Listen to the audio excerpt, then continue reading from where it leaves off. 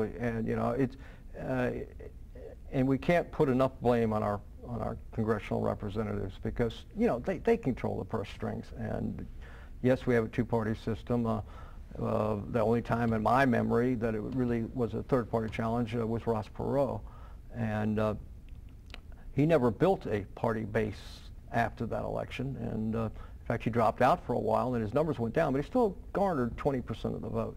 And I think us libertarians need to focus just as much on the local elections than as trying to get a Bob Barr or Ron Paul or someone like that elected president.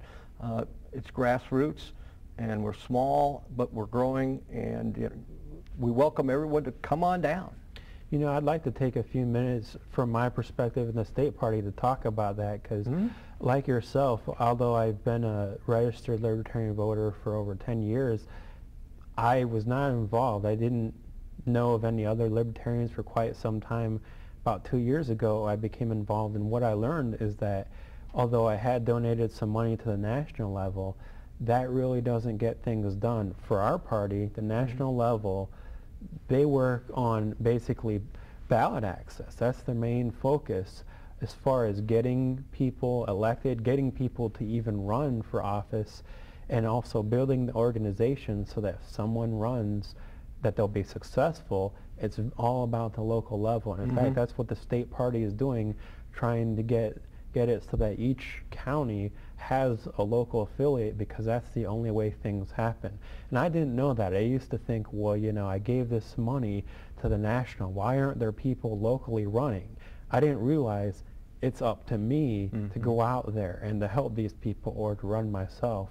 And in fact, the good thing about our area in Jacksonville, where we have a somewhat of a decent organization.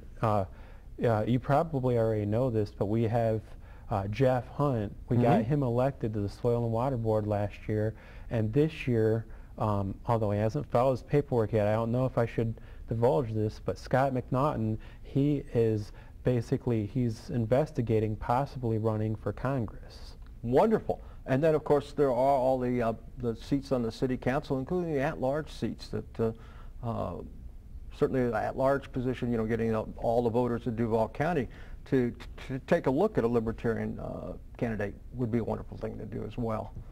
I don't know, Phil. It's when you look at it, you should always look at it with a cosmic laugh as to how foolish people can be. But it's frightening too to think, just in my lifetime, which is only 60 years, by the way. We're looking at a change in government that did a few things and had a few divisions and a few departments to just an overall pervasive control of our daily lives. And that's one thing the Libertarian Party is trying to change.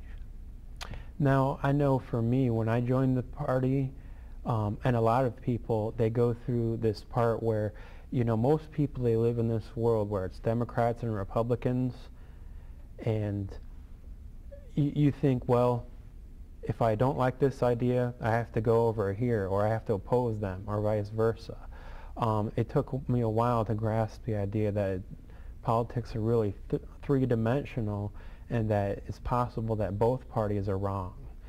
Did you go through any type of mind change or anything, or is it just something that you as I try to describe, from Democrat to Republican to Libertarian, it was sort of a natural progression, getting older. You know, some people, though, have never changed.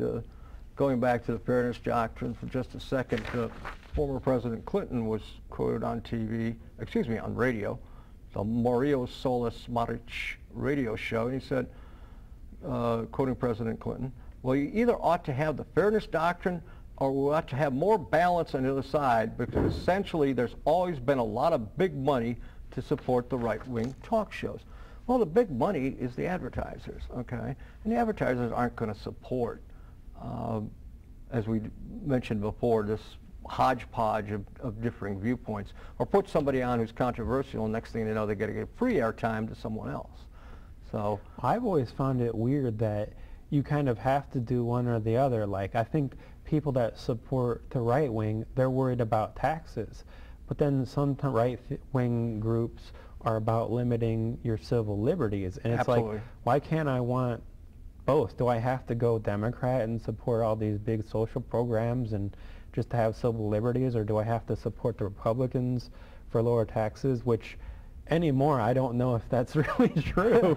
Well, that's what the libertarian alternative is. Which one you want to is. give up, Yeah, and I don't yeah. want to give up any of it. There you go. There you go. Well, believe it or not, we only have about 5 minutes left. I wanted to briefly go into some ways people can connect to our party in case they can't come out to our meetup, because a lot of people have different schedules. Now there's some different Yahoo groups and meetup sites. We have locally, the Jacksonville Libertarian Party has a website. It's www.jaxlp.org. You can also leave a voicemail on our phone number, which is 731-5656. Now also at the state level, our state has upgraded the website so it looks a little bit better than it did before, and that website is www.lpf.com. And we also have some Yahoo groups locally. If you go to Yahoo and groups, LPDC Jax is the local Duval County group, and also St. Johns County is working on getting organized. They have a Yahoo group too, and that's LPSJC, which stands for Libertarian Party of St. Johns County. Right. That's their Yahoo group. Real briefly, I wanted to go over something. Here on the Libertarian Perspective, we have something that we like to do. It's called the Government Waste of the Month. This month, it's really old. Let's get the government to fix it up. I learned about this at a meeting of the Concerned Taxpayers of Duval County. Great group to join as well. A lot of libertarians in that party too, in that group too. Now, for whatever reason, on May, I think it was 26th, there was an emergency motion put out to basically fix up a, I guess it's like an entranceway to this community development. They felt it needed to be fixed up and it's emergency, and since it's emergency, they did a no-bid contract. Now the initial spending amount was to be $5,800. It hasn't been officially put out there, but I understand that's actually been raised to about $18,000. So this contract was awarded to Road Stucco. It's a stucco job. I don't know, maybe stucco's special. I thought that could be bid out. Well, it's an emergency, Phil. It's an emergency. Whenever the government wants to do that, they just declare an emergency, and they can pass just about anything in the city council. But and not that they always will, but I mean they have the power to do it is what is frightening. You know, it's not only what the government does with the money, it's the fact that they have the power to pick you out of a group, audit your tax returns, arrest you for this, whether you did it or not, and you know, use the entire force of the majesty of the U.S. government against you. And I don't think that's why I'm a citizen. I don't think that's why I'm a veteran, and I don't think that's why I'm a libertarian. I oppose all those kind of things. Well, it looks like that's all the time we have. It was great having you. Thank you, Phil. Hopefully we have you again. All right, thanks a lot, Phil. And thank you for tuning in to the Libertarian Perspective.